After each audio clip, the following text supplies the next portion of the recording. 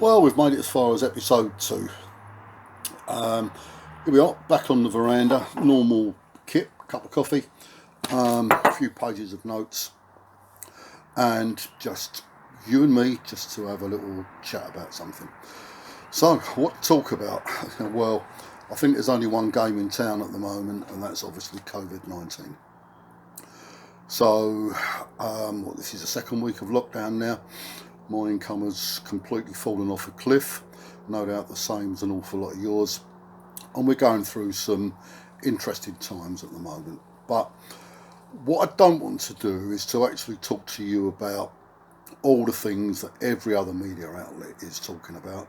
And I'll be quite honest, if you're not washing your hands, if you're not socially isolating, if you're not keeping a distance from people, if you're not sanitising your hands and other objects, then you're a fucking idiot. And there's not an awful lot that I can actually tell you. But there are things I think that we can actually run through which aren't really being discussed. And one of those is immunity. And the other one, which I've referred to in a couple of occasions on various things, is the elephant, get my teeth in, is the elephant in the room.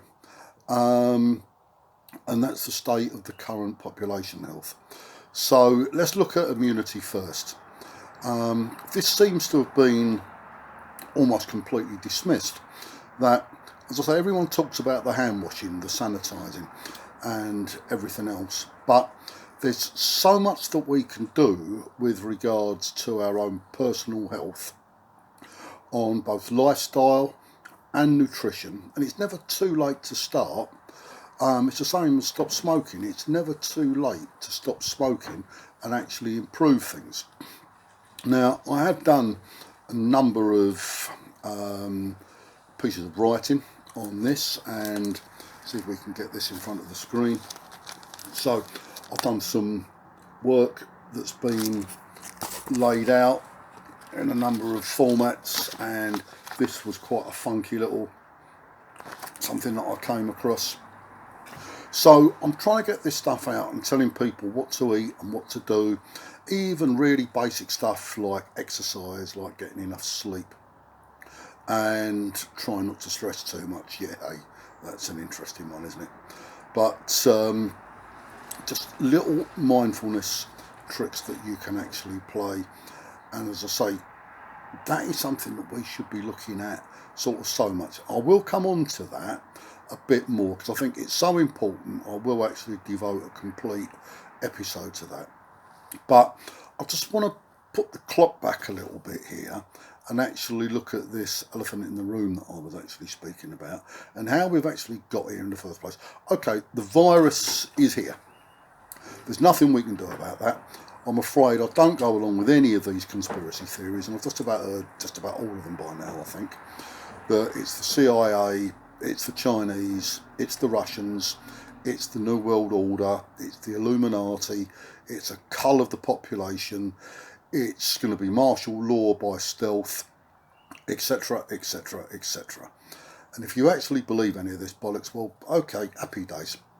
But even if you do, and even if it's right, there's nothing you can do about it. So we've just got to pull together in our own way, enjoy what we can, make the most of the situation, and make sure that we come out of this an awful lot stronger. Now, talking of stronger, by one means or another, we've probably got the sickest, weakest population that we've ever had for the last 10, 20, 30 years. We've got somewhere in the region of 66, 67% of people who are overweight, nearly 30% who are obese, some 5 million with type 2 diabetes. I think about 1 in 5 of the world's population die, 1 in 5 of the deaths in the world can be laid at poor diet. And just looking at my notes, there's 50,000 deaths each year that can be attributed in the UK to a sedentary lifestyle. Frightening. So you reap what you sow at the end of the day, and to a large extent, this is how we've now reached the position that we're in. That I don't think there's anything we could do about the virus, but we could have done something about the health of the population before we actually reach this stage. So what can we do about it now? Obviously, it's too late. We've reached the point, as I say. We now reap what we sow. The two big things about this virus is that it's worse as you get older, and it's worse with comorbidities. Now, there's absolutely nothing we can do about getting older. I wished I could, but it's just going to happen.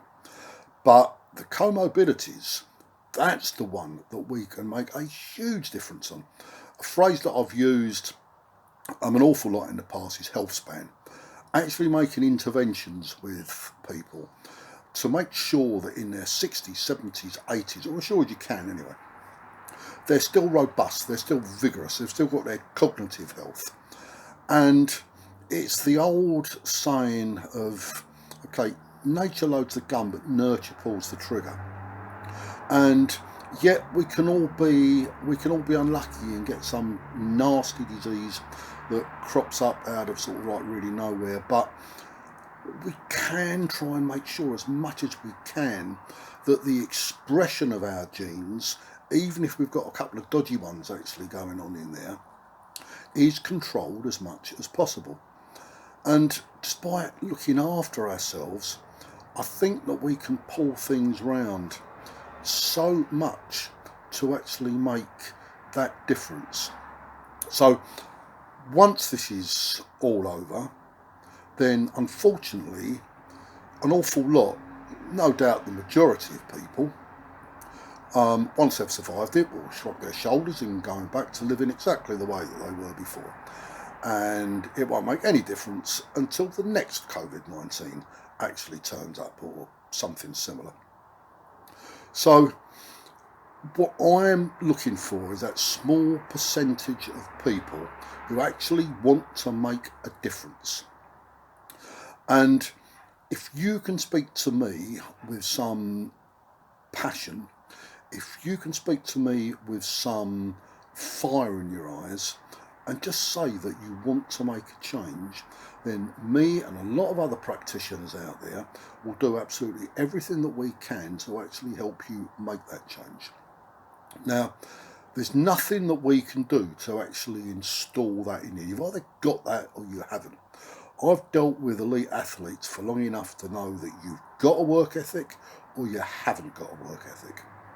And I always say to people, the only thing that I want to see, I don't care genetically how great you are, I don't care about your financial situation or whatever else it may be that you've got going in your favour. All that I actually want to see is the want, is the fire in your eyes.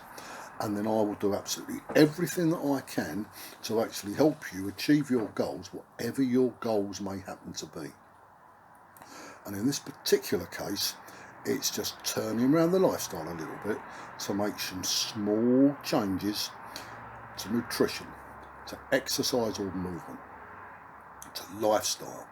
And we can start to pull all of this round. And if that's only a few, well, that's great. We've just got to make a start where we can. And the other thing which I just never saw when I was younger was this deteriorating mental health. I can't remember when I was at school, I honestly cannot remember, and I know it was a long time ago, but I cannot remember one of my fellow pupils self-harming. I can't remember one of them being off with an eating disorder or depression. And now these days we're told that one in 4, 1 in 5 school children has a mental issue of some description. No, there's lots of reasons. Social media doesn't help, a lot of other things don't help. But that's a crazy statistic. But again, we can help this with lifestyle interventions, just small little things, rather than just relying on drugs to actually sort of like pull us through. So those are the two things that I really just wanted to mention in this short video. As I say, the immunity we will come back to, because there's plenty in there to actually get stuck into with regards to both lifestyle and nutrition. And then how we've actually got here and how many people we now have at risk and what we can do to actually move that forward once we've actually started to actually come out of this. So please have a think if you're in any of those sort of at-risk categories at all. Just think where you're going with your lifestyle, how you want your lifestyle to actually be going forward, where you want to be when you're 70 and 80 years of age. I want you to still be in the game. I still want you to be active. I don't want you to be sitting there dribbling into your bib. So we can do something about it. As I say, I'm here to help, and all that I want to see from you is a bit of want, please. So let me know anything at all on this. Just give me a shout, and I think we can actually make a difference together. Okay, thank you very much indeed.